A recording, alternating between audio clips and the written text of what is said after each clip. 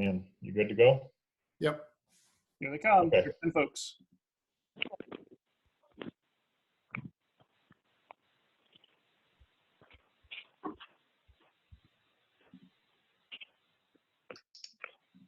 And working on just making sure everyone's muted.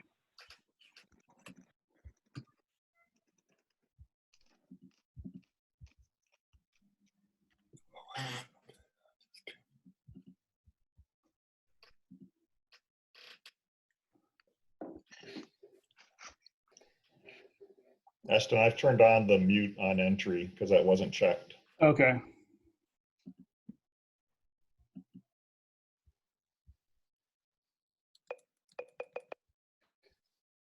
Are you going through and muting the others? I am looking for the option to appear. Masters review, my co-host, a lot recording, put in waiting room. Let me, Yeah, I think we're good. okay, It looks like they're all muted. okay. Oh, wait, here's another one. Okay, I think we're good. All right, Louis, you want to go ahead and call us to order? Okay, so we'll call this meeting to order at 3:40 on Zoom. All right, April thank you. 14.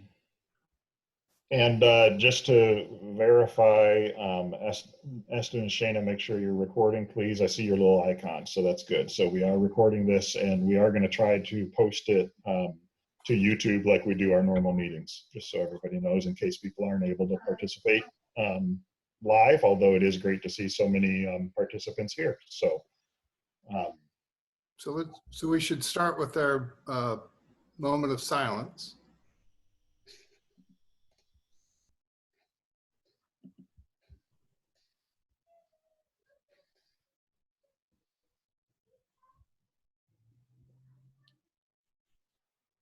And then I don't have a flag, so I'm going to, I think, salute the one behind you, David. there you go. Sounds good. Oh, wait, hold on. I can help us out. Give me just 2 seconds here. Okay, there we go. Now we're talking. Okay, I guess we should actually stand and salute the flag, eh? there you go. All right, so let's do Okay. it. All right, I pledge allegiance to the flag To the flag of the United States of America and to and the to the republic republic for which it stands, one nation, under God, indivisible, with liberty and justice for all. Okay. And then I think we first have to ask if we have any revisions to the agenda. Correct. I don't have any revisions, although the update on school district operations will have one item we may choose to vote on, but we can do that at the time. Okay. Then, okay, no further revisions and approval of the minutes. We have, I think, 2 sets of minutes. It's going to take me a while to figure out where We they have are. the March 2020 minutes from the work session and the March minutes from the regular monthly meeting. Do we have any changes to either set of minutes? No. Okay, then they will be entered as presented. And that brings us to public comment. All right, I am looking at our sign up sheet. I don't see anyone signed up for public comment. Eston, can you chime in and verify if I'm seeing the same thing you are? Yeah, I'm seeing the same thing. No one has signed up. Okay. Okay. Then I'm finding it hard to read these items, but it looks like update on school district operations is next. Is that right? Yes, and so we've put together a document. It doesn't look like it's been attached yet, but we'll get it attached there to the agenda. Shana, if you could work on that, it should be in your email. I'm going to share a different screen with you so we can pull up the document so folks who want to follow along can see. Let me find it here.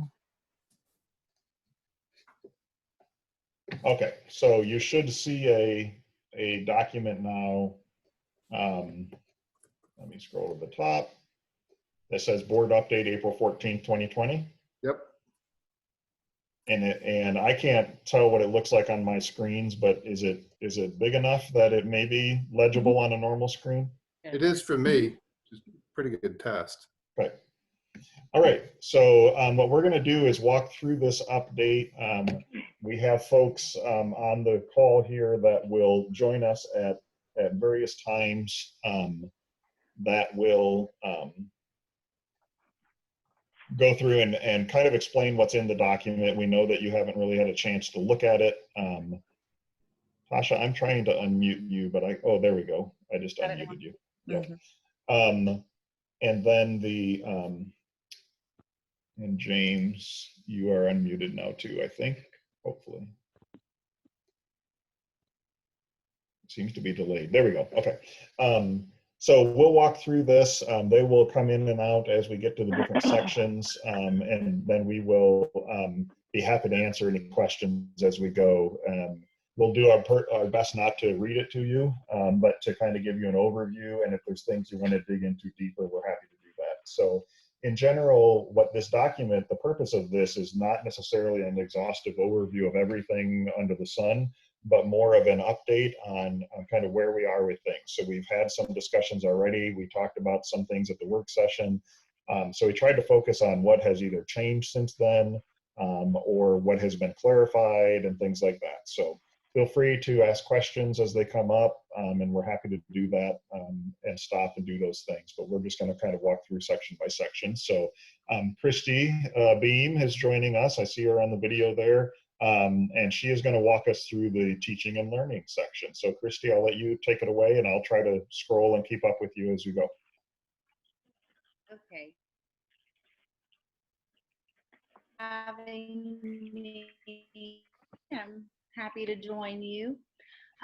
So we did provide an update based on the announcement that school would be closed for the remainder of the year, based on really only 1 week of data, because we had the 10-day plan that was more the optional learning, and then we went to the full online learning, if you will, for on the, let's see, what date did we start that? Well, we had 1 week, the 27th. We started the 27th was our soft start, and then we had the week before spring break. And so based on very limited feedback of that, we gave some updates to teachers. And those updates include really putting more of an emphasis on connecting with students, focusing on social emotional needs, finding ways to put teachers' faces in front of students, and just connecting as much as possible, trying to make the lessons as simplified, meaning focused on those most essential standards and the most essential learning necessary, and then providing the most engaging way that they can. And we gave some examples of that using virtual field trips, virtual museum visits, and again, finding ways to interact with students. So we have talked with all the instructional coaches and principals about that yesterday. And so everyone's pretty clear on what we're looking for. You know, just some things to keep in mind. I think I think we're getting a lot of positive feedback from parents, and that's wonderful. I think the negative feedback comes from the frustration of the situation, and there's a lot of things we just can't address. You know, things like, I need to sit here with my 5-year-old in order to be able to do this. Yes, there's just not a lot of things we can do with 5-year-olds. You know, the more consistent that we keep the format, the better. You know, the more that we do this, I think the kids will get more accustomed to doing it, and they will be able to be a little bit more independent. So I think things like that, having consistent formats is going to be helpful for the younger students. But anyway, that's the update that we gave the teachers, sticking with the format, sticking with the 4 days a week, staying with just engaging learning, and again, addressing those social emotional needs and getting themselves in front of the students as much as possible. We did talk about just a hard guideline, and that teachers need to offer one face-to-face. That doesn't sound like a lot. I know there are teachers that are doing it every day, and that's wonderful, and we want them to do it as much as possible. But then there's so many different situations, whether it's a small group support teacher, whether it's a connections teacher or a PE teacher, whether it's a high school teacher with 150 students. So it's just very different. So to put one parameter on teachers, it was a little difficult. But I mean, I think we've been pretty clear that finding ways to interact is very important. I think it's also, the fact we have teachers that teach children running around and different home situations. So it's not always conducive for them to be able to do things live. So sometimes it is better to do a video and then a chat or things like that. But just putting their faces and themselves out there with students as much as possible. All right, you want to get into the grading? Yeah, and so then the grading and credit and promotion, that has come primarily from the DOE and from also meeting with other local districts.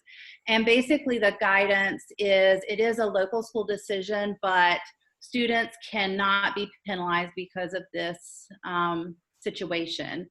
So we have tried to word it so that we are having school, we are still accountable for having school, and we are doing that the best that we can. And we do expect students to participate. However, they will be held harmless to anything that happens beyond this point. So for the K-5 approach, students will receive a meets or does not meets. That's our answer to pass fail, which is deemed acceptable by the state of Georgia for grades K through 8. And that will be based on the evidence of learning prior to March 12th. Students will be promoted unless that there was, that decision had been made prior to March 12th, then retention could be considered, but otherwise it will not be. And then for the remainder of the year, students will continue to receive their schoolwork. They will continue to be assessed. They will continue to receive feedback from their teachers. And the learning is important so that they are prepared for their next class and grade level. And then 6 through 8 is very similar to K through 5. The difference being that 6 through 8 will issue an April progress report because they were already scheduled to do that. And that will show parents and students where they were in each course prior to the March 12th closure. And then based on that, students that were failing a course at that time will be provided with an individualized plan in order to meet proficiency in that course. Then at the end of the year, students will receive a meets, does not meets, and infinite campus. And then you can see the plan. We will have the students, they will document. I think I just got a note, my connection was unstable. Sorry if I'm. It was kind of fun having your voice slow down. It was made it interesting. Yeah, I don't know what that means when the computer tells you you're unstable. But anyway, so the teachers will document that, and every effort will be made to bring those students up to proficiency prior to the end of the year. Students that are not connecting or students that are unable to complete the work, we'll connect them with social workers, counselors, and others that can provide support to help get them to where they need to be. Of course, on an individual basis, if a student is not able to complete the work for reasons such as, access or family illnesses or personal illness or things like that, we will work with an individual plan that they can complete the course when they are able. And then 9 through 12 gets a little more complicated. The state said there's no mechanism really to provide a pass-fail grade, so we do need to provide to maintain our GPAs the way we always have. So it's a little more complex. Of course, we will adhere to any academic program providers such as Georgia Virtual School, Dual Enrollment, IB, AP, whatever those program requirements are. The students still need to meet those. Students will receive their grades prior to the closure, and that will determine if a student was passing the course or failing a course at the time of closure. students will have, in high school, will have an opportunity to increase their scores. So moving forward, they must participate in the formative assessments and the summative assessments. The language is pretty specific for Decatur High School. They have to participate in 3 of their 4 quick checks and complete the summative assessment provided by the teacher, the evidence of learning assignment, and then they will be able to improve their score if they were passing at the time of the closure. Students that were failing at the time of closure will again be provided with a personalized plan in order to bring them up to proficiency. Once they are at proficiency, they will move over, depending on when that happens, they can move over and then, increase their score from there like the other students. And again, will involve the social workers, the counselors.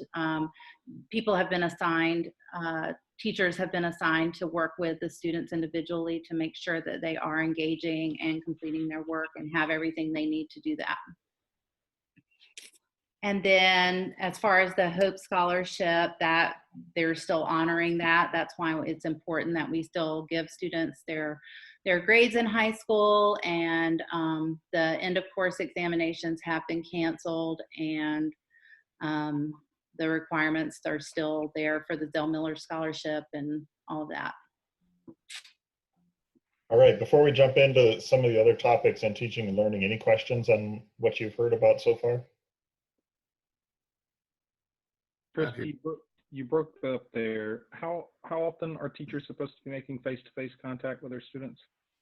So it really, the expectation, the written expectation is at least once a week. I know most teachers are doing more than that. It was just hard to put a parameter on it because there's so many different situations with the type, a kindergarten teacher versus a 12th grade teacher versus a PE teacher versus so as much as possible is the expectation, trying to provide access, but a lot of that is looking like videos and then chats, or videos and then Padlets, or finding ways for, I know some teachers at the elementary level are having lunch bunches and crew meetings and different ways. So it's not necessarily, instruction, but interaction, face-to-face interactions is what we're asking them as much as they possibly can. The other thing I've seen happening is some teachers posting basically office hours, and they have their Google Meets meet up, and kids can drop in whenever they want, and the teacher's just working on their work, and the kid pops in and they talk, and maybe 4 kids pop in and they talk, and they come and go. So that has also been successful, especially for older kids who may have multiple teachers that they need to check in with, and that's why it's so hard to schedule it, right? So. Yeah, and I can also say, from a human standpoint, this is not something that all the teachers were comfortable with. In fact, some of them were incredibly anxious about it, and they're hearing the success of it, and now that they're wanting to see their kids. So it is definitely, I can say at my school, it's definitely increased over the week, and teachers are really getting a little more comfortable with it, and like I said, excited to see the kids. So I would definitely expect to see more of it, but we are putting, definitely the expectation is out there to do it, to see the kids as often as you can. I'm wondering about, I understand why there are and should be different expectations for the different levels, because I can see that, for example, a middle school teacher who has 150 kids, it would be very difficult to see them more than once a week. But I'm wondering if we shouldn't revisit maybe the expectations for the K through 5 teachers who only have one class, really. And since I hope that they do that more than once a week, I think maybe we should reconsider suggesting 2 or 3 times a week, or something a little more than once a week, because I feel like for those younger kids, emotionally and socially, it could be even more important to have that connection with their teacher in their classroom.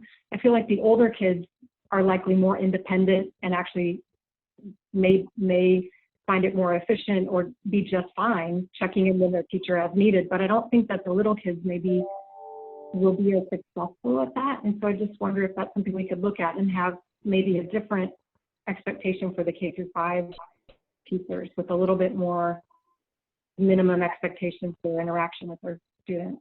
Yeah, I can check with the 3-5 schools. I know the K2 schools, there's a template that the teachers use, and they're putting in a morning message or a crew meeting video every morning, and then the kids have a way to, so like some of the teachers are doing, how are you feeling today? And the kids type in a message and the teachers respond. And so there's different things going on, but I know that, I know at least the K2s that the teachers are trying to interact with the kids daily, whether it's via video message or live message. It's a little tricky to do the live meetings with the little ones because they like to put their face right up there or click off the mute, or, you know, they don't quite realize that everybody, you know, is affected by what they're doing. So it does pose a little challenge, but we are doing it, and I've done two myself with families, and so it is definitely happening. And we can definitely revisit that and look at, you know, I do think, like I said, I think most are doing way more than once a week, but. And maybe it's not all live, maybe some of it is video, but like seeing your teacher when you're that age is incredible. Like it's very important. And, you know, having some kids in K5 myself, I know how important those video interactions are for them. They love them. They look forward to them every day, and it really means a lot to them. So even if it is just a recording, just seeing their teacher, and frankly, I think it's good for our teachers too. They became teachers because they love kids and they really want to see them. And so I am glad to see that more and more teachers are becoming comfortable with it, because it can be a little bit scary to start with, depending on your comfort level with it. And I think some have started to understand how awesome it is to be able to interact with your kids that way. So that's cool. Yeah. I would imagine. What platform are teachers using? Are we recommending? Google Meets. Everything is on Google Meets. Okay, that's great. That makes a lot of sense. Yep. I would imagine that it might be easier using the videos if you can't require students to be online at a specific time. Yeah. That would be a challenge trying to do that with even only 25 children. Right. Yeah. So the videos. Yeah, one of the things, like, so with my kids, the online interactions have been at very scheduled time, so we know exactly when they're going to happen every day. And if for some reason the kids can't do it, they are recording it and posting it. So the kids who aren't able to do it live for whatever reason are able to go and watch a recording of it too. So that's helpful. Right. And I know all the elementary schools are also doing things like Claremont did a spirit week, and we're doing a spirit week. So the kids post pictures of themselves, you know, in their hat or pajamas or their whatevers. And, you know, we do community circle every week, which is recorded. And I think all the schools are doing that as well. So there's lots of great stuff like that on Facebook, for instance, I've seen coming out from the schools and from the school district. So do be sure to check that out as well, because it's awesome. Some of the creative things people have come up with to continue that creation of community. So there's just lots of fun things out there, and people are getting more and more creative every day. So it's awesome. yeah, it is. It's really neat. Should we go on to graduation? Do you want to cover that too, Christy? Yeah, I can. So graduation, since we still don't have a lot of guidance on when we will be coming back, or we don't know when we'll be able to come back, the seniors said via survey that it would be acceptable to do some virtual recognition in May, but they definitely want an in-person ceremony when it's possible. Rochelle had a wonderful idea, or Rochelle and Wes, I'm not sure, had the idea of maybe combining that with homecoming week events in the fall, that might be a great time to do that. Other ideas might be Thanksgiving or winter break. So I think that the ceremony, you know, we may have to wait to make a final decision until we're 100% sure, but I think, you know, sometime in the fall would be a good time to think about that. And I really appreciate Wes took the initiative right off the bat to reach out to seniors to get their input and their ideas on what that could look like, because obviously this is really important for them. And so it's really nice that, and I saw some of the results, and the kids had great ideas like usual. So it was helpful.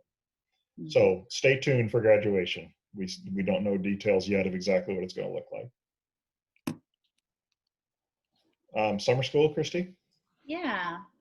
So summer school also, because we don't have a definite and we do need to go ahead and start making the plans and getting things prepared, it's that we would like to go ahead and just say that summer school will occur in a virtual environment, so we will continue with the online learning for summer school. And then there have been some requests to continue to provide online enrichment work during the summer. So often schools do that with the reading list or the summer pre-work or enrichment work, but we're gonna extend that a little bit or enhance that a little bit this year. If you saw the 1 to 10 day plan where we had options we had activities and optional activities and suggestions for families to do. And in addition, I'm gonna be working to put together an enrichment resource website for more challenging extensions for students. And so we can add summer resources to that as well. All right, and Francis, you want to fill us in on extended school year since that's a little different?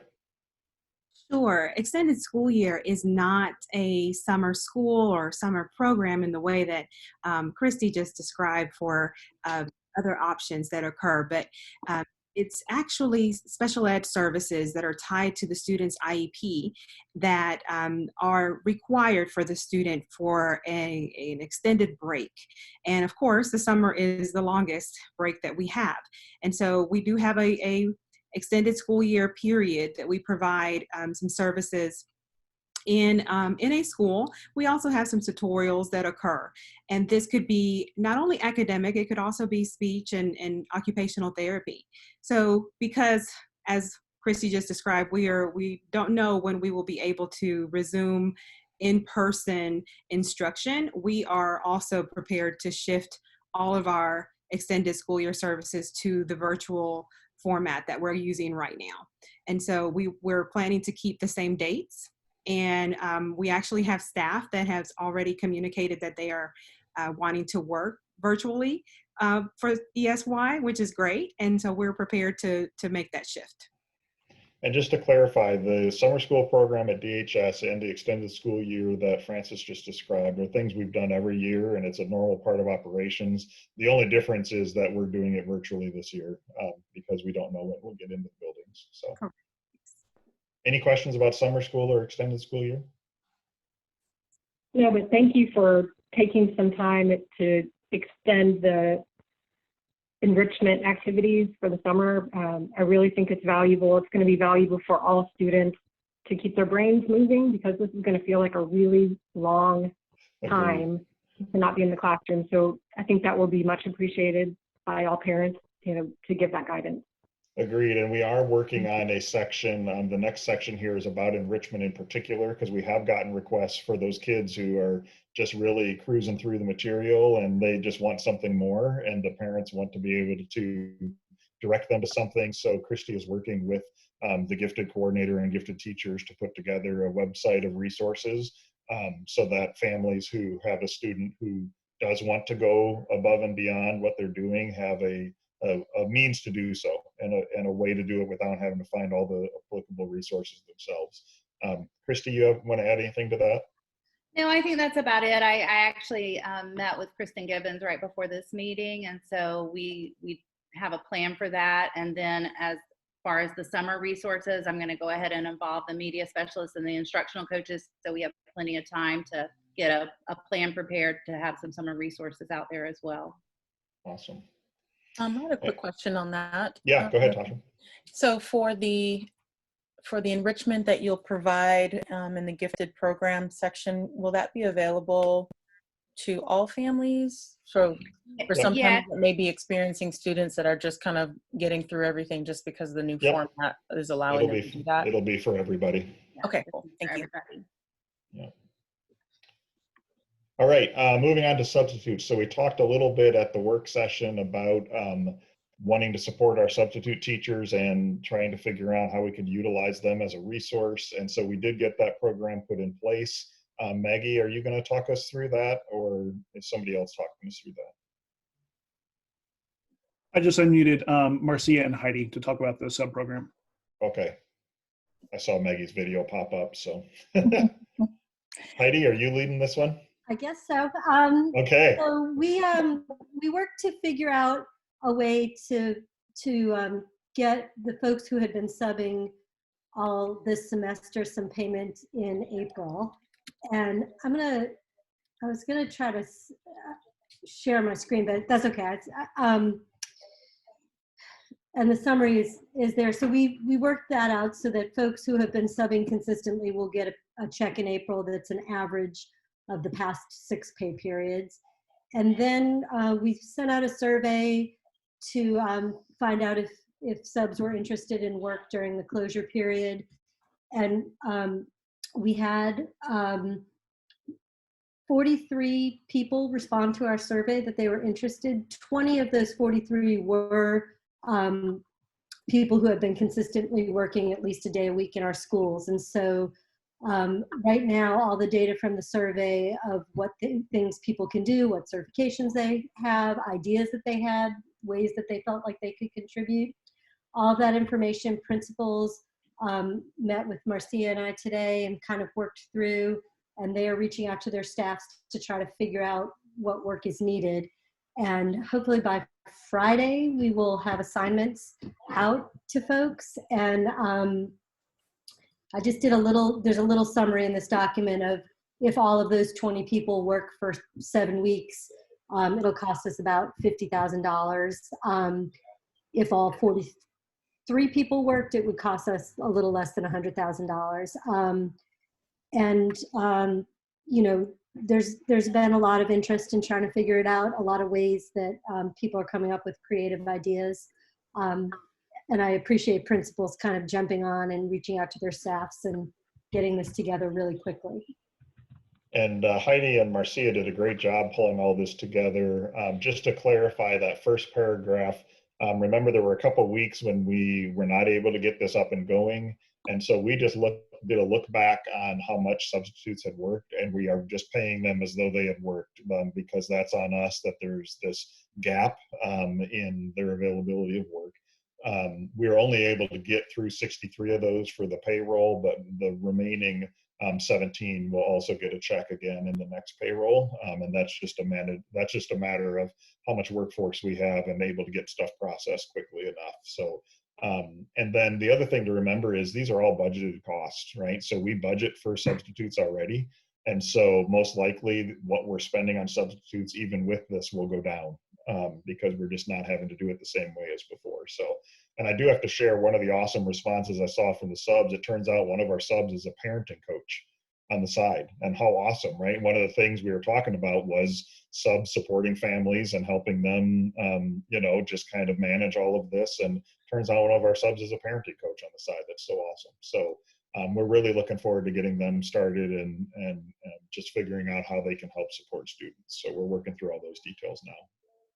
Any questions on subs? I have a question. Yeah. So I noticed that there were 27 responses of certified subs, but we're not using all of those for the 20 slots. Are we using the 8 non-certified subs to stay within a budget, or? No, we're using the subs that have subbed the most for us, because our goal was to recognize those who are doing this as their job, as opposed to those who are doing it to supplement their income. And so we tried to focus on those who do this on a regular basis the most consistently first, and that's where those 20 came from. And the principals may end up using some of those other folks as well. We just asked them to find work for the 21st. And so that if they have more work, we now know who's interested and they'll go ahead and assign that out. Okay. And we are hoping that we will find work for all of them, because I do think that there's enough need out there that we will find ways to assign all of these folks to do something to help support kids. And I don't know if this is an appropriate place to ask this question, but how are we identifying who needs the help? Who will be assigned to a sub? The principals are doing that. So if a sub, for instance, was subbing at a given building for a long time and the principal knows them well, they can then kind of claim that sub and assign them to work. The principals are going to be reaching out to the teachers to find out which kids are struggling, where do you need some extra support. Maybe the teacher might need support, maybe the family needs support. And so we're really trying to organize that at the school level, since they know the best what the needs are. Thank you for a creative way to leverage this wonderful workforce that we have. I think it's also important that they're staying engaged and connected with our system, because I would hate to lose them completely and have to start over next year looking for highly qualified subs, especially since these subs are familiar with our system. And I'm excited to hear how they're able to engage with our students and help fill gaps. I agree, and many kudos to Heidi and Marcia. They did the lion's share of this work and figuring out what it could look like and all of that. And Maggie jumped in and helped quite a bit too, so I appreciate all of that. Anything on any of the teaching and learning sections that you still have questions about? Not here. All right. So many thanks to Christy for jumping in and leading all of that teaching and learning work and doing that summary. Thank you for doing that, Christy. The legislature update, Courtney is going to give us a quick update on where we are with legislature. If you want to go ahead, Courtney. Hi, so like all of us, the legislature, March 30th, I have placed some, can you hear me? Yeah, you cut out for a while. You want to start over? Yeah, my internet is not very good, so if I cut out, you might have to cover for me. Okay. Just told me it's unstable. So like everybody else, the legislature suspended indefinitely March 13th. I placed some links here so you can read their statement. They when they can reconvene, if they reconvene, they'll reconvene for the 30th day. What that looks like is who knows? I've reached out to the DOE legislative department and they told me they have no idea, but the one thing they have to do when they come back is the FY 2021 budget. So that's the one thing they have to do. It may be the only thing they do when they come back. All right, so a lot still unknown there. I would anticipate, and we can get into this in the budget section, I would be amazed if they're still doing the either $2,000 or $1,000 raises across the board for teachers, but we'll wait and see, and we can talk about that a little more when we get to the budget section. So, any other legislature questions? All right, thanks, Courtney. Appreciate you pulling that together. Courtney also has worked on a process for conditionally enrolling new students. You want to go through that, Courtney?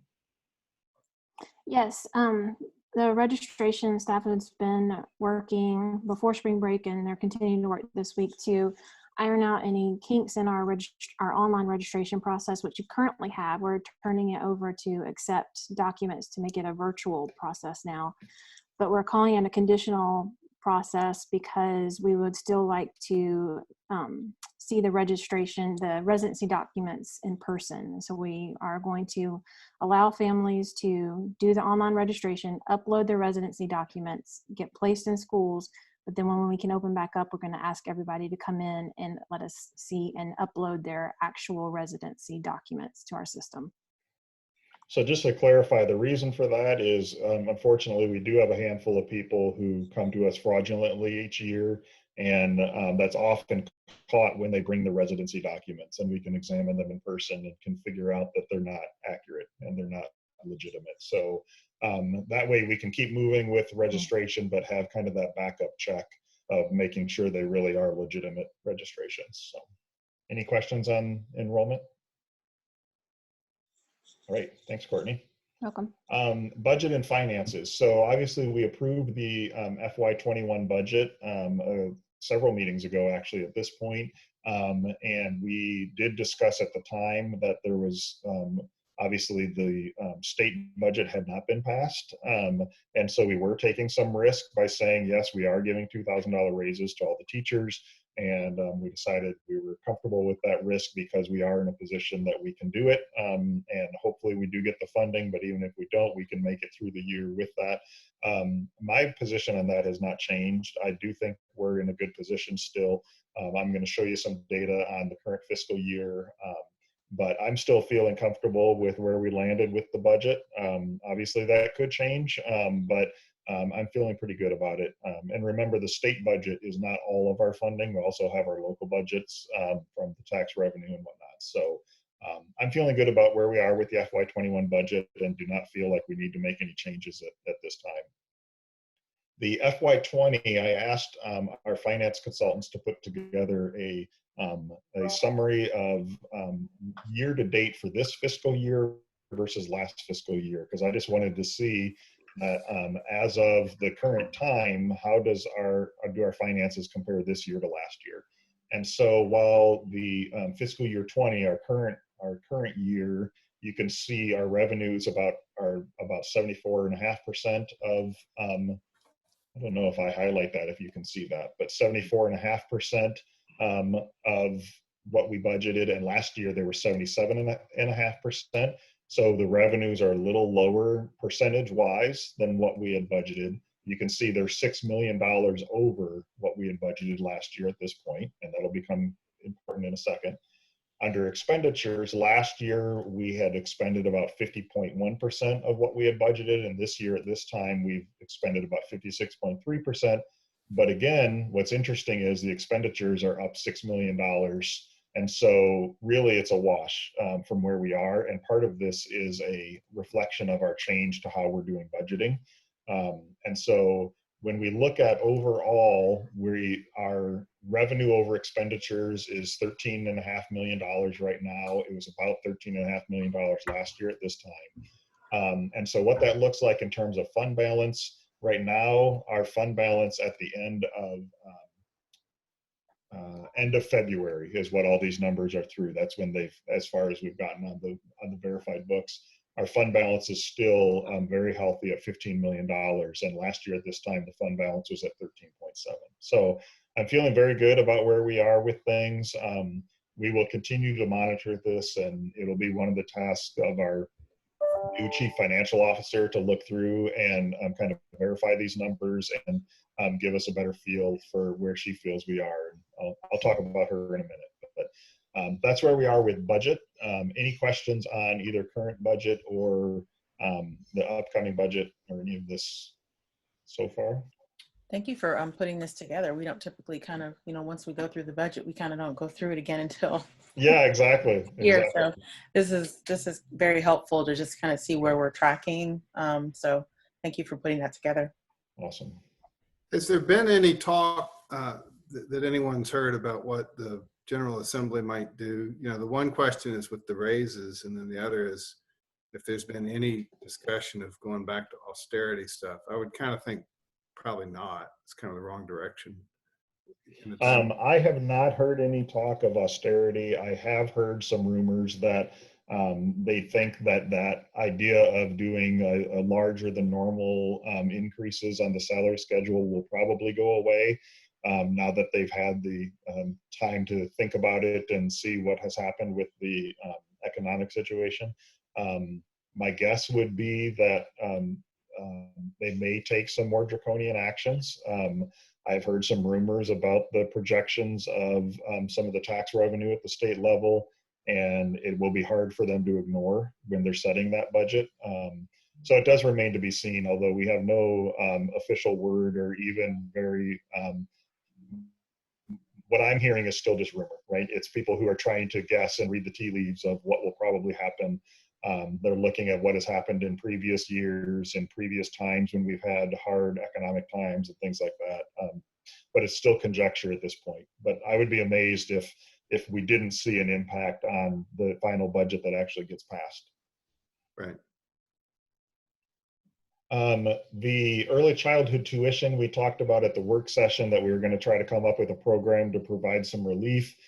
Because unlike with the typical programs that we have in our K-12 school, the early childhood program isn't receiving the bulk of the services that they are paying for. For the most part, they're paying for childcare and they're not getting childcare. And so obviously that is a concern for a lot of folks, especially when they're in the midst of losing employment or having hours cut back and things like that. So what we ended up coming to was a voluntary system. And so we sent out a letter explaining to the families that the situation we're in, we really want to continue paying our employees, but that's expensive. and there's a lot of cost involved there. And so we let families self-select whether they either just continue paying, which was the default. They could pay 75%, 50%, or 25%, or they could withdraw their child, which normally there's a 2-week waiting period, but we could withdraw them immediately if they weren't able to continue paying at all.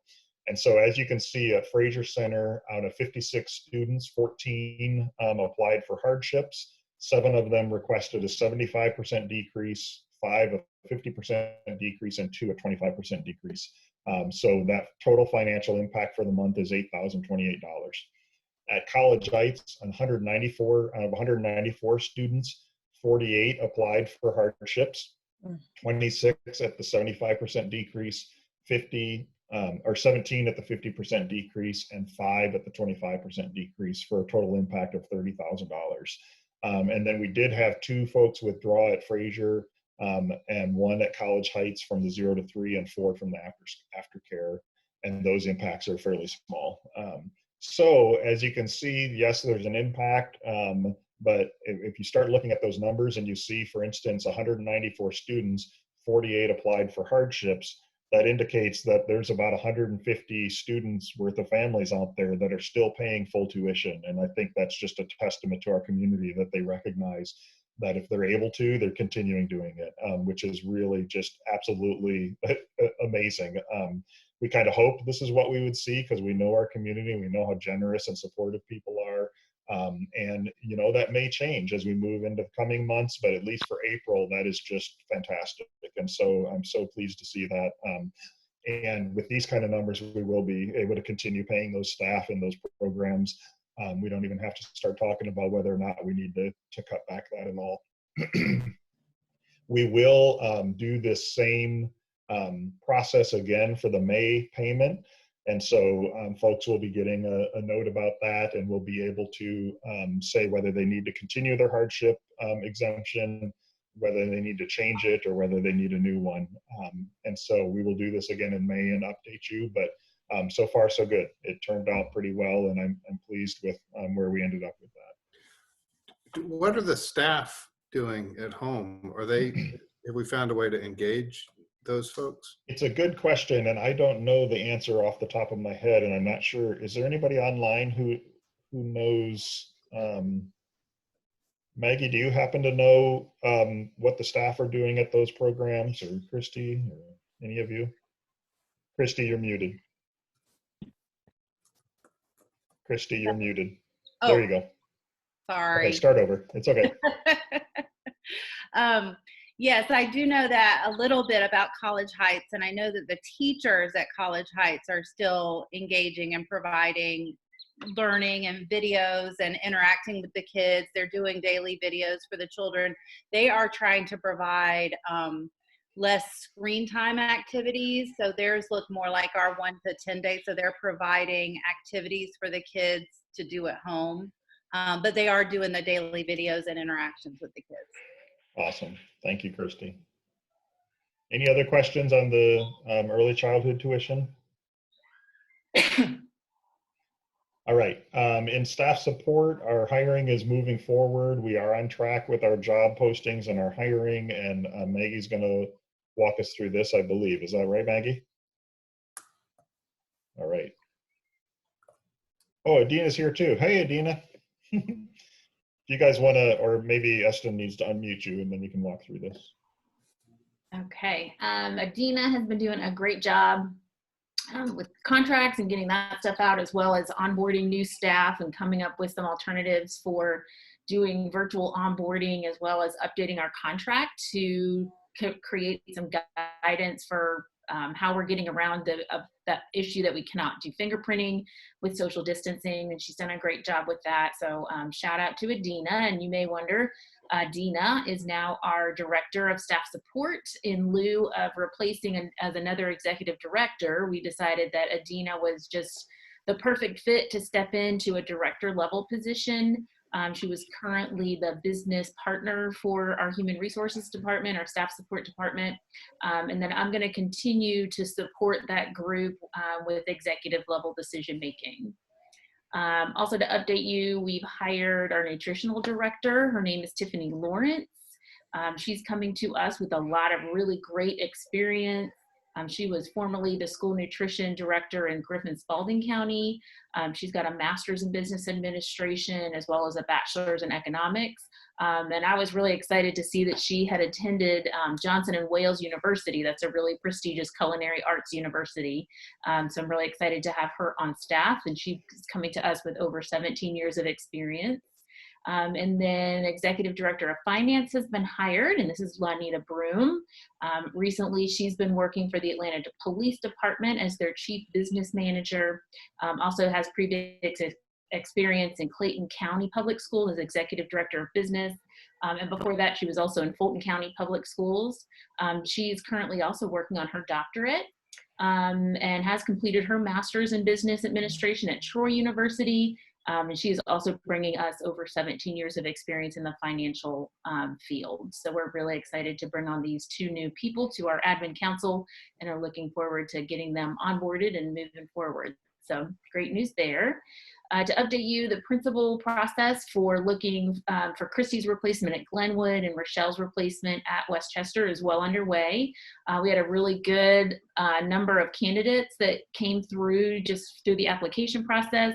After screening those, we selected 17 to receive our written performance task.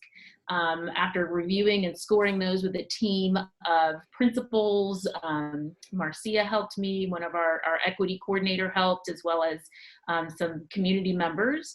And of the 17, we selected 8 to participate in round 1 interviews, and those are scheduled for later this week. And then we will review those scores and then hold round 2 interviews at the end of next week. Also, the vacancy for Noel's position has been posted, and we've got several promising candidates in that area that have submitted applications, so we're looking forward to filling that one as soon as possible. Awesome. Any questions on staff support and where we are with all those? I'm really excited to get Tiffany and Lanita on board. They're going to be great additions to our staff. And I can't wait to introduce them to you all and get them going. And of course, Adina is already on our staff, and it's great to have her in her new role. I was not able to get you to unmute, Adina. I don't know what's going on, but it's good to see you. So hello, and thank you for being here. All right, technology services.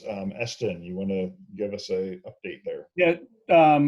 So all this online learning is happening online, and so far, knock on wood, things seem to be holding up pretty well.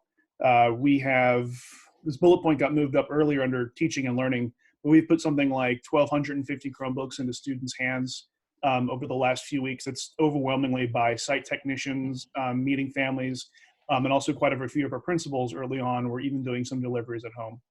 So it's pretty remarkable. About 3/4 of them have gone out to elementary age students.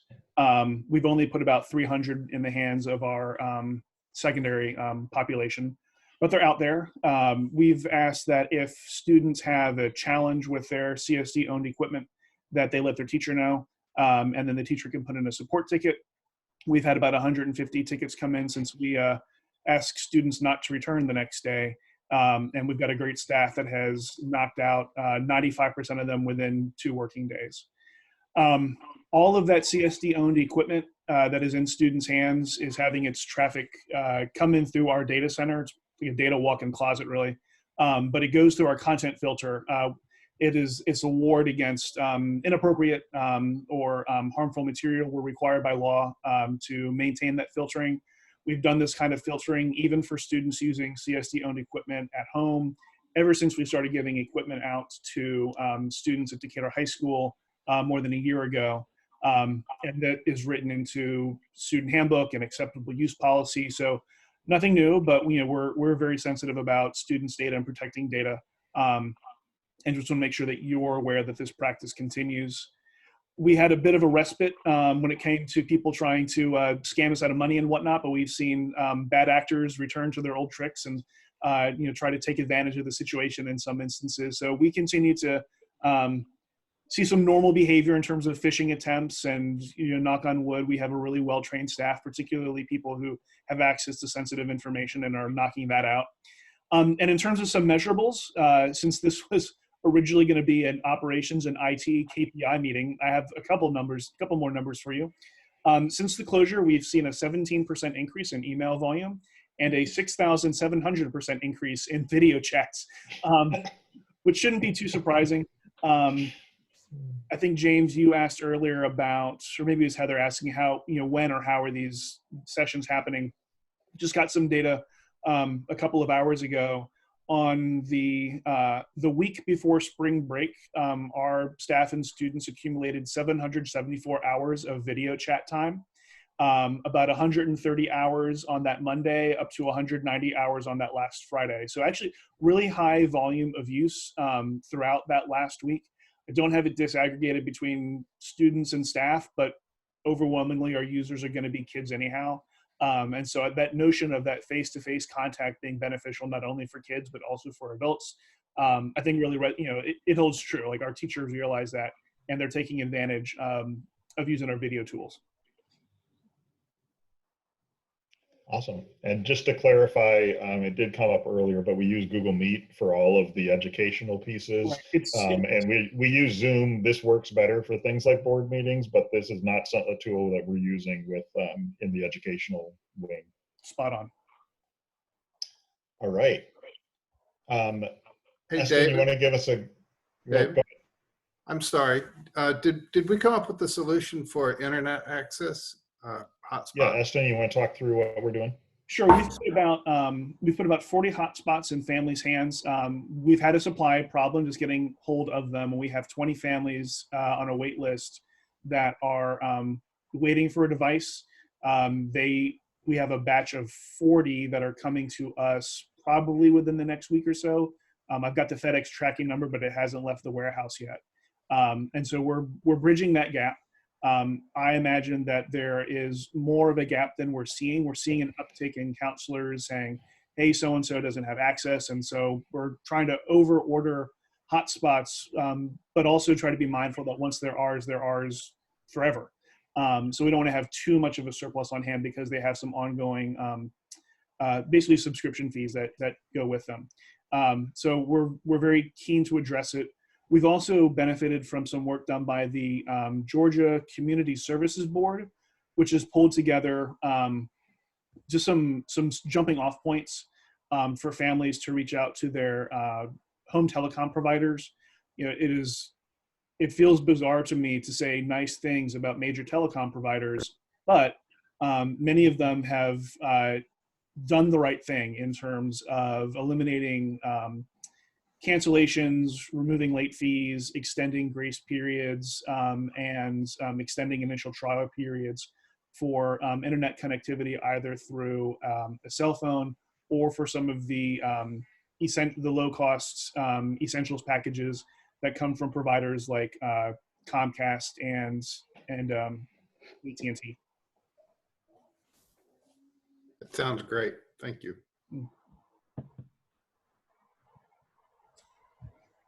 The other thing you may have noticed, I did a post on Facebook today about how I think it's time that we become the first state to treat internet as a utility. And that was prompted because the governor had reached out for some input from superintendents on what are the needs, like what is it that we're seeing out there. And my guess is that the question came in anticipation of what if this happens again, right? Like, what would we do? And what are we learning from this experience? And my feedback was, let's start treating internet as a utility. We assume that gas and water and sewer and electricity are just absolutely essential to what we do. And I think now, as we can see in an environment like this especially, that internet is the next thing. It's not quite on the level as those other things, but it's getting up there pretty close as being essential. And what a great thing if we could become the first state that says, yes, this is a utility, and every residence in this state needs to have a robust, active internet connection. And what a difference that would make in a situation like this, because while we have some to deal with, we are very fortunate in Decatur, right? Our neighboring districts, it is on a whole nother level what they are having to deal with. And where we're talking about getting 40 hotspots, they're talking about getting 6,000 hotspots, right? And so I really hope that we can have some more conversations around the state about that, because it feels like it's time. And so we'll see if that goes anywhere or not. But I appreciated the governor reaching out for some input, and we'll see what happens with that as that moves forward. Meal service, I can just do this update. Our participation has been going down fairly steadily. You can see the numbers there. One of the things we're wondering is if it might help to have a site south of the tracks, not just north of the tracks. And then we've also talked about combining, rather than making kids come every day, having a couple times a week they can come and pick more than one day's worth of meals up at once. And so food service is working on that. Tiffany has already been in touch, even though she hasn't started work, to share some ideas of how we can start approaching this. So you are going to see a little bit of a change to how we're doing our meal service delivery. But I'm still glad we're doing it. I do wish we could get that participation up, and I'm hoping some of these services changing how we deliver it may help with that. So this is the one thing that I think we need to have a discussion on, which is potential changes to the academic calendar. So it's districts around us have been changing their end dates a little bit, and we've talked about it quite a bit. One of the things we have to keep in mind is that normally in the month of May, we're spending quite a few days doing assessments, especially at the high school level, especially seniors are doing a lot of IB assessments and AP assessments and end of course and milestones, and all these other things are happening. And a lot of those aren't happening now. And so we've seen almost all of the districts around us have altered their calendar accordingly. And so I have a recommendation for your consideration, which would be, as of now, our last day for seniors was scheduled to be May 22nd. I would recommend that we move that up a week and make it May 15th. And our last day for all the other seniors, or all the other students who are not seniors, is currently scheduled for May 29th, which is the Friday of Memorial Day week. I would recommend moving that back a week to May 22nd. Which is the Friday before Memorial Day. I would not recommend we make any changes to teacher work days because we still have a 190-day contract and we still have plenty of work to do. We might just transition what we're doing and do some of our professional learning for restorative practices and professional learning for our PBIS and some of those other systems, and get some of those things. We also anticipate that hopefully we'll be able to allow teachers back into their classrooms in some kind of a structured way, because there's still a lot of work that teachers are going to need to do to either wrap up their classrooms for the school year or get things prepped for the next school year. And depending on what that looks like and what we're able to do, we may need a couple extra days to do that as well. So if the board is amenable to it, I would recommend, basically we are going to shorten the school year by 7 days across the board for both seniors and for other students. Traditionally, seniors have ended a little bit early. We weren't sure they really needed to this year. One of the big things from feedback from the seniors was, like, what the heck, you people? Like, we always get these special things at the end of the year, and there's all these cool things that happen, and now we're getting nothing. So maybe this 7 days could be their thing, right? Like, we're giving you 7 extra days that you might not have gotten, or I don't know. But just something to think about. And I know this is kind of out of the blue. It has really just become a thing most recently, and I just saw a recommendation. DeKalb County just did something very similar. I think Gwinnett has done it, Fulton has done it. I'm not sure about others. Cobb, I think, has done it, and there may be others too. So, but because the board did vote on the academic calendar to begin with, I would like us, if we are going to make this change, to do it as a vote, so that we can actually have it recorded in the minutes as a board change. So any discussion or any thoughts to share about that idea? I think there are two extremes that I hear from that, you know, they're and we got emails, and Jana had an excellent response that we hear from the people who are totally pleased and excited and, getting a lot from this. And I think would be very, very excited about this because online learning is not what they're expected and they feel overburdened with it. And it's just sort of like jumping through hoops for no particular reason. And then on the other extreme, I feel like there are parents who are still working either because they're in healthcare or financial services and they're still having to leave. And last week was just like a real struggle for them. It was a struggle for me and my family to lay that card on the table, and getting that email from the teacher that says, here's your to-do list, is probably the only reason I don't start drinking at 3 o'clock every day. Right. Put that on the record. And so I think that I would hear from the community if this went out there, like, oh my God, what am I going to do with that week? And I'd like to consider that. I mean, the first thing that popped in my head is sort of almost like a call for like a little heavier summer planning or like filling up that week with some stuff. I know that there was some of the teachers came out with like a reading list, like a larger reading list. And my wife and I were both like, oh my God, what a great idea. We would have never pushed that, but oh my God, we got to talk her into this. We need something to do around here. But then I'm going to balance that with something we've talked about, like, I don't want to ask our teachers to do more because they too are working from homes and the overwhelming majority of them have families. So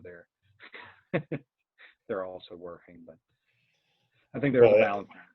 Yeah, I think it's really good points, and I should have made the connection too. Part of our conversation about that enrichment section of the document we talked about a little bit ago was exactly that, of making sure that we have tried to do our best to pull together resources so that folks who are in that situation, like you're talking about, James, who really are appreciating the structure of having reading lists and having activity suggestions and things like that they can turn to and not have to come up with themselves, having that out there.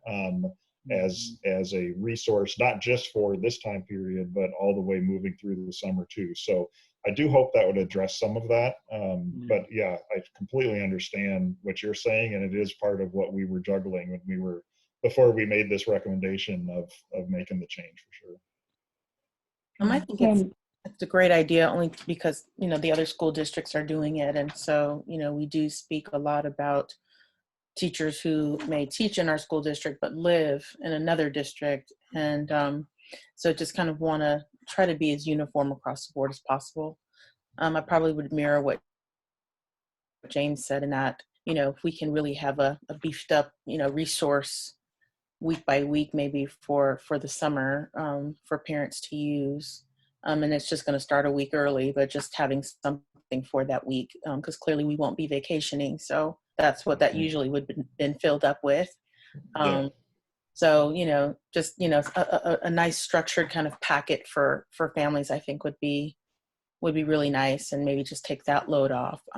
But if all the other districts are doing that, I definitely think that's a direction we should probably take. Okay. Yeah, I'm going to take a little bit of a different angle on this because we already shortened our school year from what we originally said was going to be June 2nd. And I'm thinking about the interest of the students. I always struggle with balancing, the interest of the parents, the interest of the teachers and the students. But in this case, I'm going to emphasize what's best for the students. And I feel like our academic year has already been significantly impacted, and we're already talking about having a lot of catch up to do next fall. We're already talking about how can we possibly make the summer more enriching. So I see this as being in direct conflict with those goals. And I feel like for the seniors, I'm okay with that plan because they are wrapping up their year. Yes, they have a lot of activities, like you said, a lot of end of course exams and IBAP that they're not taking, but for the rest of the students, I feel like we are already abbreviating our academic year. We're only doing 4 days a week, so that 5th day, could be used for professional learning for teachers, et cetera. I feel strongly that we should continue the school year through the 29th, because there's also going to be a diminished amount of enrichment activities for the summer. Summer camps are being canceled right and left. I think there's going to be many fewer things that are constructive for our students to do. And I feel like this structure is really important. And I have seen that some other school systems are doing things differently, not all, but to me, that is not the most important factor. And so that's how I see this. I'm willing to discuss it, but that's my initial gut reaction to this recommendation. I do think it's a great point, and it is something we struggled with as we're talking through it. One of my perspectives, I think that's maybe slightly different, is we're going to have to do some of this professional learning on a regular basis for teachers anyway. Part of it is, do I want to take it on of days next year when we really need our teachers to be buckling down because kids have so much catch up to do?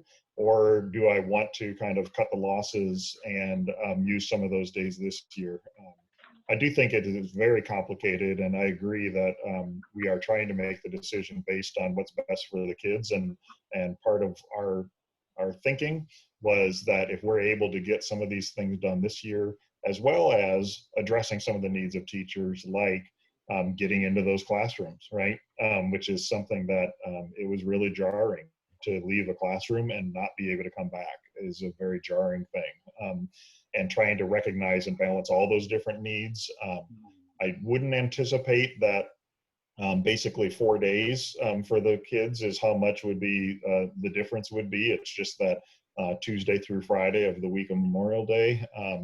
I don't think that the benefit that would come from those 4 days necessarily overrides the benefits that would come from having that as time for teachers to regroup and be even more prepared for next year, and be able to kind of think through what all that looks like. So it definitely is a balance, and I totally agree that it's, I'm not sure it would have been something I would have been thinking seriously about if it hadn't become so ubiquitous around the area of this is kind of the standard of what school districts are doing. I probably wouldn't have even been considering it to start with, but I agree. It's super complicated.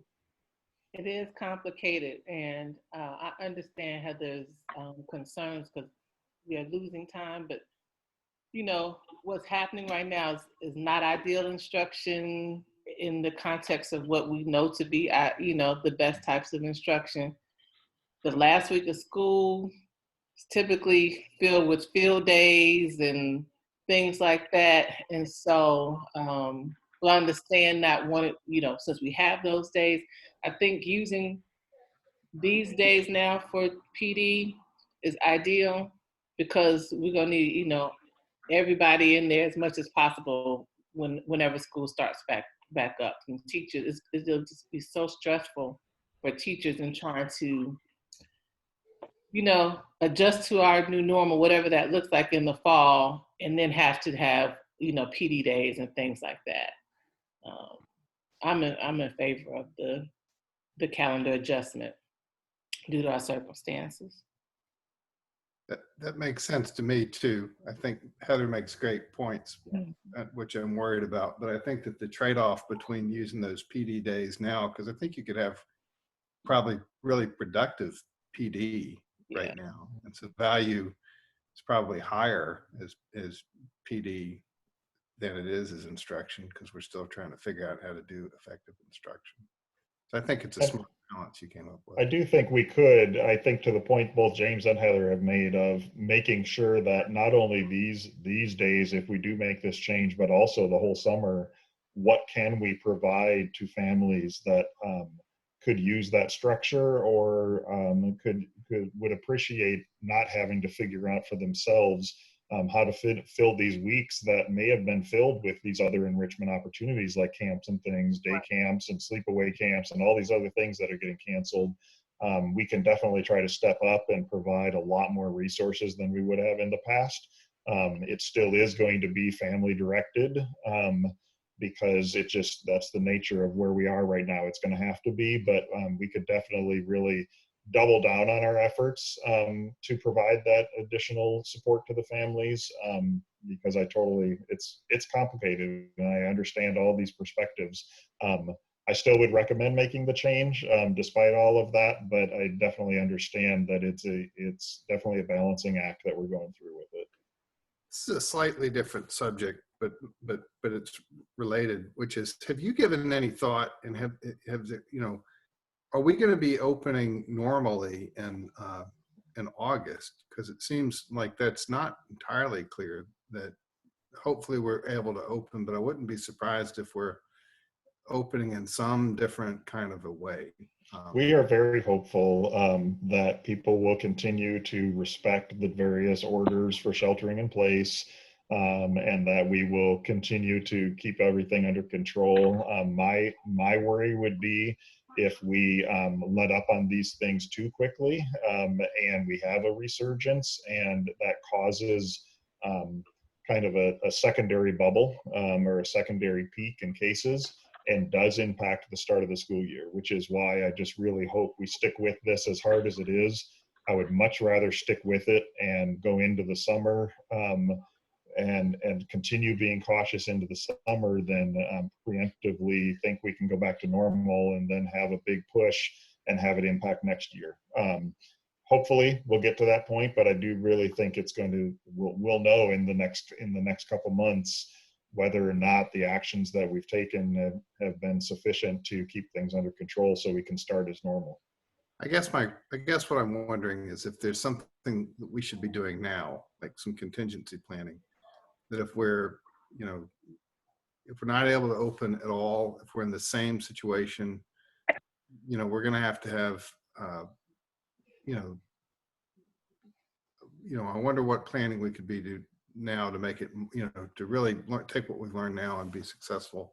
Well, we're continuing to do that, reflecting on what's working and what's not. And I think maybe Jana had said it at one point, like the online learning environment is nothing like the in-person learning environment, right? And so we will do everything we can to continue to learn like best practices and what's effective and what's not, and how does it work for families at different age levels and things like that. At some point, though, there's a reason that we're not an online learning environment, and it's not going to meet our standards, no matter how well we can do it, because it's online and it just doesn't meet the requirements of what we have. So we'll continue to learn through the end of the school year, and if for some reason we had to do something virtual to start up the school year, I feel confident we'll be ready to do so, and to do so as effectively as we can. Because I do think we just in this short time have continued to improve how we're delivering the instruction. But let's hope that we're not in that situation. Yeah, let's hope. Can we take a vote? Do we have a motion? So we need a motion to move the day for seniors from May 22nd to May 15th, and the other last day for all other students from May 29th to May 22nd. Motion to move the last day for seniors to be moved from May 22nd to the 15th, and for all other students, the last day of school to be moved from May 29th to May 22nd. I second that motion. All in favor? Aye. Aye. I think that was unanimous. No, I oppose. Sorry. Okay. I respectfully oppose. And I think it's a really difficult decision. And I am considering, the teachers as well. And I realize it's definitely asking more of them to go in through May 29th. But like I said, I'm thinking more of the value to the students, and I'm respectfully going to oppose. Okay. Totally understand. I didn't vote because I would like to hear more about what the plans are, and I don't mind changing it, but a little more fleshed out with what we're going to do. I feel like hearing more. Is this what the principals wanted, or what? I feel like I'm voting without. Yeah, I don't know. So I missed the first part of what you said, James. So are you abstaining from voting? Is that what you said? Yeah, just I Okay. don't know. I feel like we're voting on stuff, and I don't really feel like I know what people want. I've heard both here that there are people that would be very excited about this and people that would be very angry about this, and a lot of it depends on what happens with what you were talking about, David. If it's like, all right, 22nd, we're done. We'll see you again August 1st. Knock on wood. Then it's a terrible vote, I think. If it's, here's what we're going to do with those 2 weeks. Here's our plan for rolling out some extended sort of like summer planning for each of the grade levels without overburdening our teachers, then I think it's a no-brainer vote. Yeah, and part of it is, we were kind of put in this situation at the last second, and I wish that we did have all that worked out, so we could share it, and we will do our best. As of now, the motion passed and the vote passed, so we'll assume that we're moving forward unless the board takes another action. But we will do our best to make sure that we do get those details out. I agree that's important, and making sure that we have thought through those enrichment resources and exactly how we're going to use these extra days. Now that we have that passed, we will figure out those details and make sure to get those shared and make sure that it is meaningful and useful activities for sure. Absolutely. I completely understand the concerns across the board and totally agree. This was not an easy recommendation to come to for us either. So. I would love to see the type of communication that we were getting from Sarah Jones on the coronavirus, and the updates, that same type of communication with this, just so that there's just as James was saying, so that parents aren't just feeling like we're just saying, okay, we have extra 4 days, see you guys in August. Yep. Once that plan is laid out, being very specific and even over communicative in those emails like Sarah was sending out. I received so much feedback from that type of communication. Yep. I think this would be, something else that would be a perfect thing to over communicate to the community. Totally agree. We will get right to work on that. Totally agree. Yeah. And just, I do thank you for the work that you're doing regarding the summer enrichment program. I think that is really important and will be helpful for our students. And in general, I would like to say that I am supportive of more teacher work time. We've actually talked about that before. We had a conversation about that a year ago, and we agreed to revisit that conversation going forward. I think it's important. I think my concern is mostly just that this falls on the tail of what's been a crisis, and I'm concerned that it might accentuate it, but I'm also, I should say, comfortable with, I know our system is going to do good things with the summer enrichment program and with the time for the teachers. So it is a difficult decision. I think there's two sides to it that both have a lot of merit, but I would like to continue that conversation, not just for the end of this school year, but going forward about how we can support our teachers with ongoing opportunities for enrichment and support, and look at that again more closely next year for that year, and going forward. Yeah, totally agree. And we did talk about that at the Teacher Advisory Council meeting that I had a week or two ago, and that we are not going to push the community and bring that up for next year, but it definitely will be a conversation next year for the following year of finding that time and figuring out how to embed that into the day. Totally agree. Okay. That's the conclusion of our official board update. Were there any things that you were hoping we would cover that we didn't cover, or any questions you have about those things before we move on to the senior homestead exemption? All right, don't hesitate to email or call, of course, and we'll do our best to get answers out. And your questions, often you hear from folks and pass on the questions, and those help drive those communications like Tasha was talking about. So if you're hearing questions or concerns, please do continue to pass them on, because that helps us communicate better and make sure that we know the community knows what's going on. So if it's okay with you, Louis, we can move on to the senior homestead exemption item. Yes, great. So I noticed we inadvertently copied a previous item, so we don't actually need a recommendation approving the draft resolution. But the resolution that was there is, I'm just double checking, I believe it's the correct one.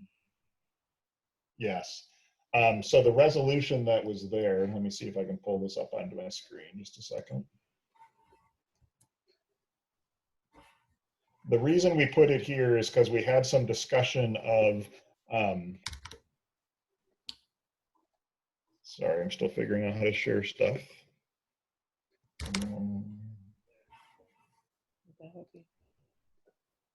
There, I think I'm sharing it now. So this is the draft version, which is virtually identical to what was passed.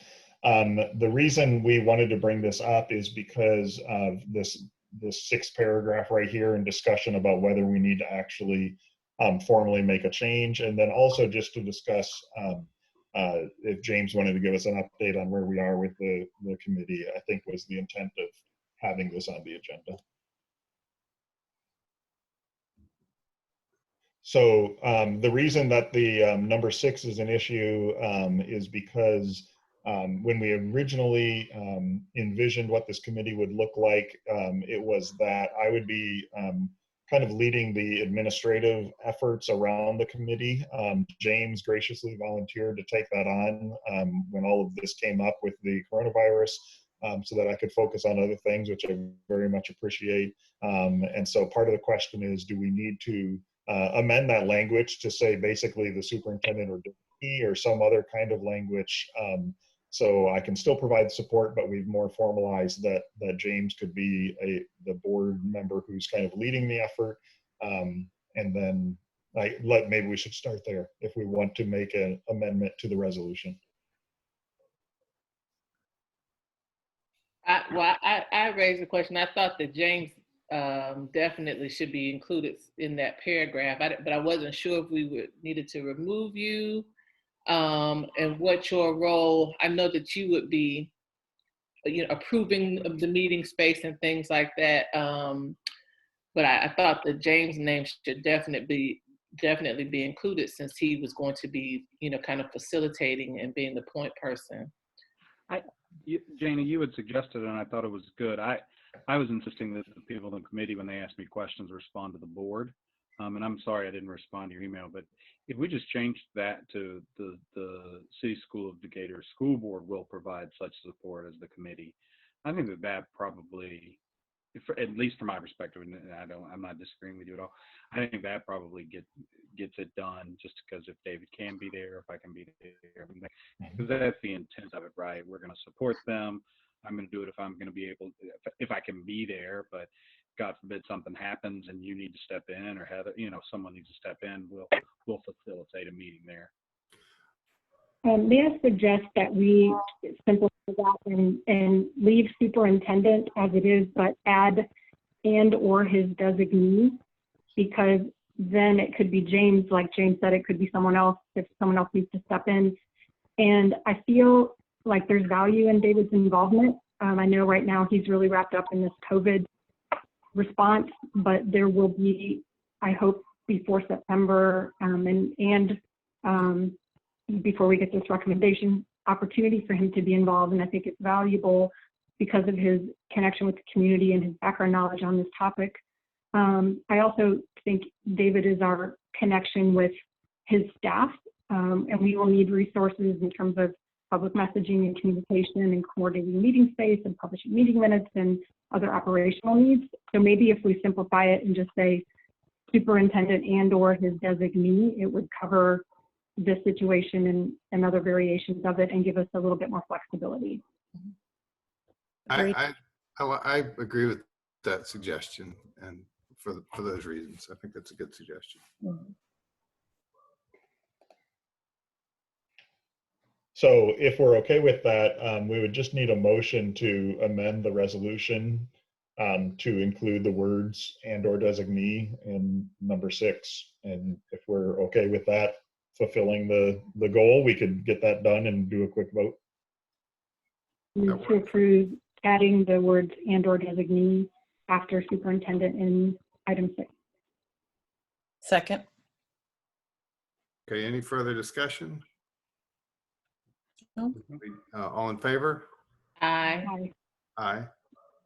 And thank you, Jana, for bringing that up. Thank you. And I think that one actually was unanimous, right? I can't hear I think so. I think it was. Do we need to say aye individually? The waves helped. Oh, the wave. Oh, okay. Yes, the waves helped. Okay, and then I didn't know, James, do you want to give any kind of update on where we are with the committee? You know, the doodle poll, I think we've narrowed it down to more than likely it'll be at 5 p.m. Next Monday or Wednesday. I'm trying to kind of get the last few respondents to answer that. I've heard from 6 of them. Still waiting to hear from Ms. Wilson. Jana, I believe you had volunteered to kind of reach out to make sure that she had gotten it for us. I will do that. But I have heard from Meg Robinson for the SLT, the representative from the DBA, Sheila Payton has responded, Paula Collins has responded, Bill Floyd and Gwen Hall have all responded to the doodle poll.